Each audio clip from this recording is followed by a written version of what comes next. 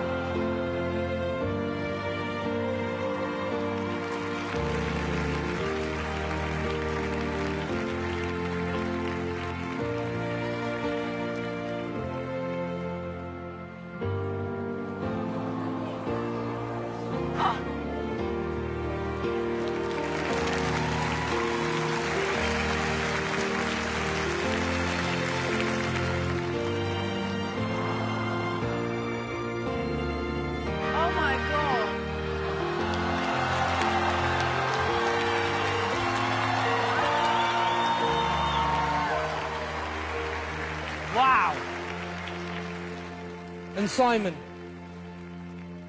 that leaves just you. For the very first time, Simon, what is the word that you circled? Hat. Hat. H-A-T. Yeah. Simon, this is for you.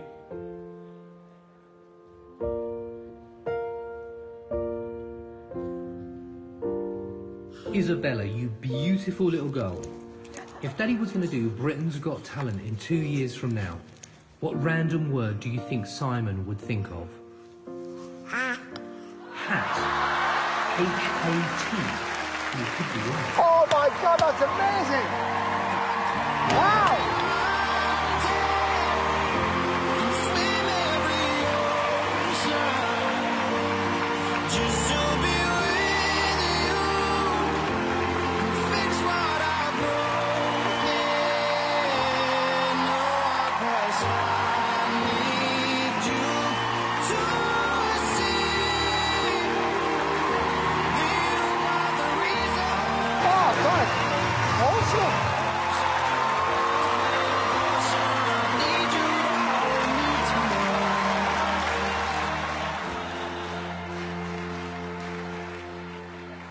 Simon. I'm absolutely gobsmacked. Thank I mean, you. first of all, thank God your little girl's okay. That's the most important. She's okay now, yeah? Yeah, absolutely. Good, well, I'm thrilled to hear that. Don't know what you've gone through, Mark, through your career trying to get the break you've been looking for. I have a feeling this act is going to change your life. It was unbelievable. Thank you very much. I really appreciate it. I really do. I've been doing this show now, what, 7 years? And I genuinely never, ever thought a magic act would move me like that. I know. That's just crazy.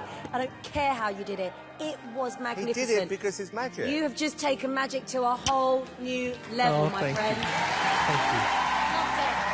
It's great, isn't it? Brilliant. It was a really beautifully put together performance. Thank you, David. I loved your presentation. So calm, so in control all the time. I like that you didn't bother with lots of silly jokes on the side. Obviously, it's incredibly moving, seeing the story with your family as well. And it's a lovely way of including them in the act. Thank you. It's astonishing. Gets you in tears. Yeah. It's a moral really story. emotional. Utterly extraordinary. You know, we're all parents, and that is the greatest magic in the world. Oh, she's my magic. Absolutely. And we're going to take a vote. Go, stay with her. No pressure. No pressure. You're not getting that. Come on. You got to. You don't have to vote. That doesn't need voting. Ready?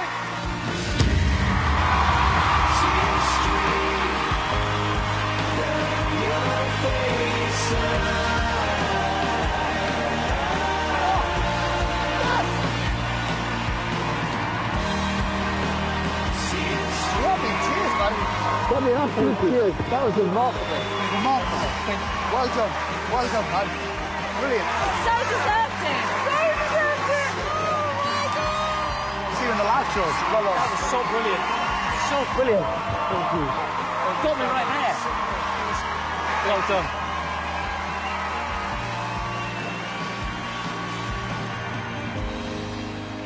Lights will guide. So the first thing that we're going to do, Heidi, if you could please join me on stage along with Terry. Give it up for Heidi Klum and Terry Crews, everybody. Heidi, thank you for joining us. Great to see you again. Good to see you. So, look, magic can be many things. Heidi, can you just hold your hand out like this? Yes. As a magician, with these hands, I can do some pretty impossible things.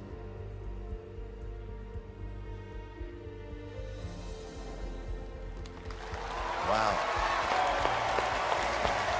But look, there's a magic that is far more powerful than anything these hands could ever do. Our words can literally change the course of someone's entire future. Terry, I need you to do me a favor. I want you to think of some encouraging words that you might want to say to Simon, okay? Something that might impact him in a way that matters. I want you to imagine yourself writing down whatever it is you're thinking on a note for Simon. Cool? Okay. Awesome. Simon, do you see this blank piece of paper in front of you? Yep. Can you please pick that up? Yep. Yeah, pick it up, hold it in front of you. Yep. Keep your eyes on the paper. Terry, continue to imagine yourself writing down whatever it is you're thinking. And Simon, as Terry is imagining this, do you notice anything happening to that paper? The words are becoming clearer. Terry, there's no way that anybody could know what you're thinking. I don't want you to say what you're thinking exactly, but can you just tell us what it's about? Fatherhood. Fatherhood?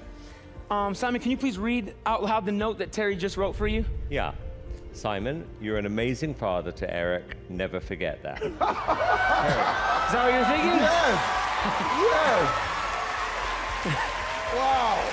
Wow. Our words can literally become reality. Words are powerful, but words are not always encouraging.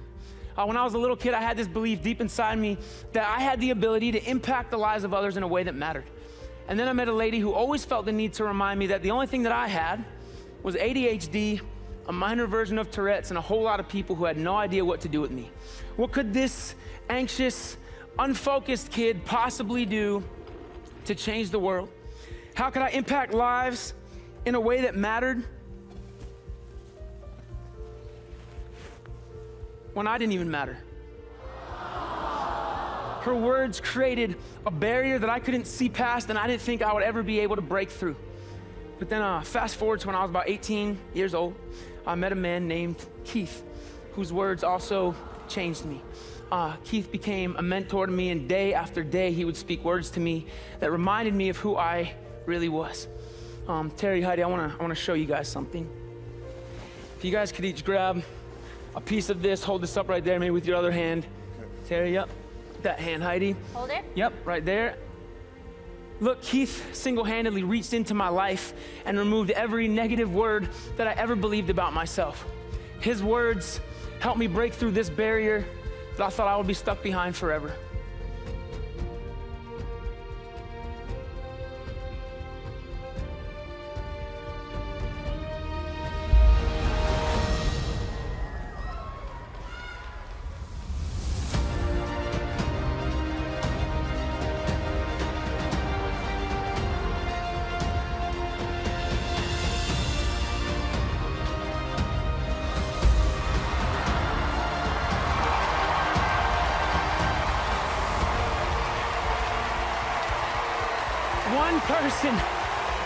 One person to take on these words and remind me that I matter.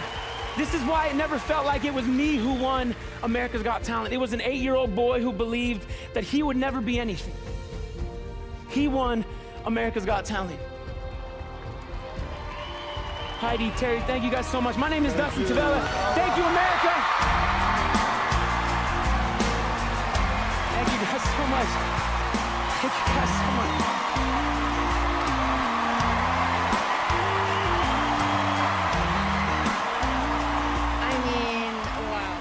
Again, you really have. I mean, every time when you come, you serve. You really do. I mean, that was like another genius, perfect performance. There's been a movement of magicians who not only are doing magic and dazzling us and entertaining us, but they're also inspire and motivate. And you do that beautifully in these very relatable stories. Thank you, man. You deserve the win that you had on AGT. You deserve to be here at All Stars, and we can't thank you enough for this performance. Yes. You are unique and you're very believable. I would argue that you've come over better than you did when you won the show. I do. Thank you. Humility and humanity and magic all blended into one. Thank you so much. Thank you guys. That was pretty cool. He was standing there and then it appeared. That's crazy. That was cool. Hello. Hi. I have a deck of cards to help me tell a story. Alicia, can you help me out? Can you give them a little shuffle? Give them a little mix up? Beautiful. Ooh, Don't judge me. They're a new pack of cards. Oh, wow. You're upstaging me now. I don't like it. There you go. That'll do. That'll do, Magic Perfect. Mike. You have shuffled the hell out of it.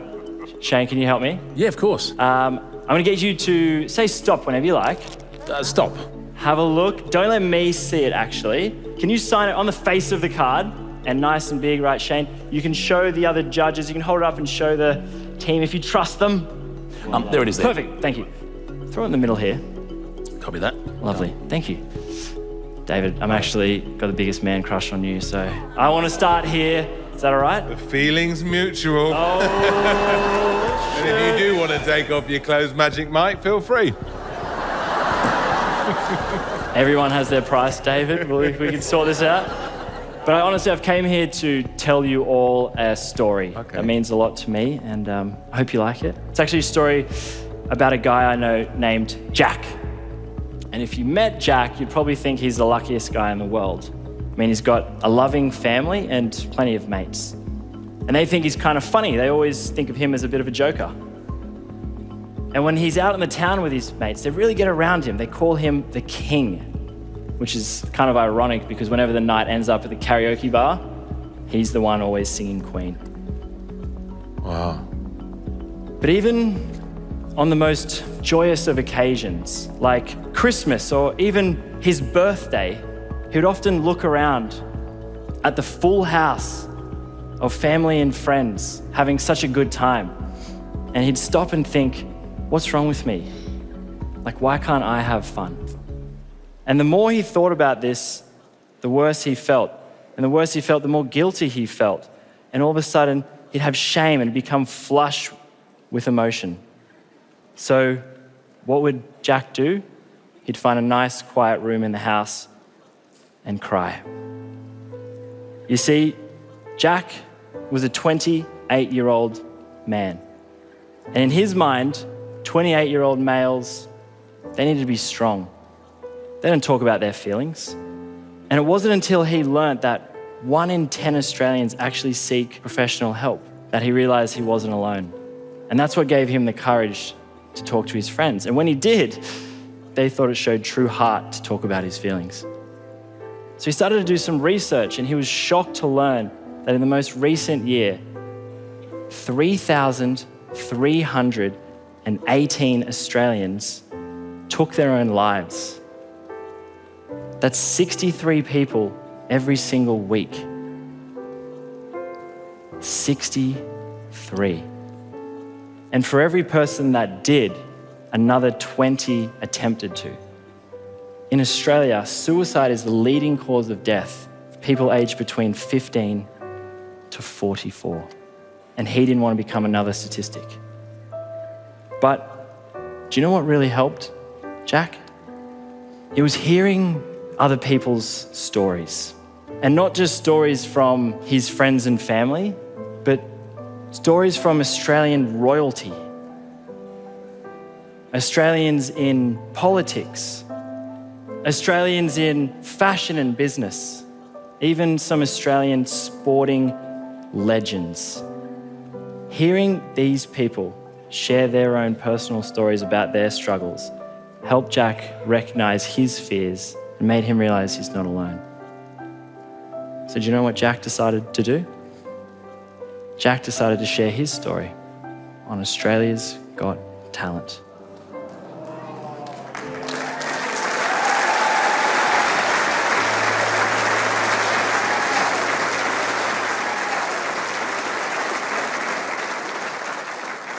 And by sharing this story today, I hope I can make just at least one person get their head straight.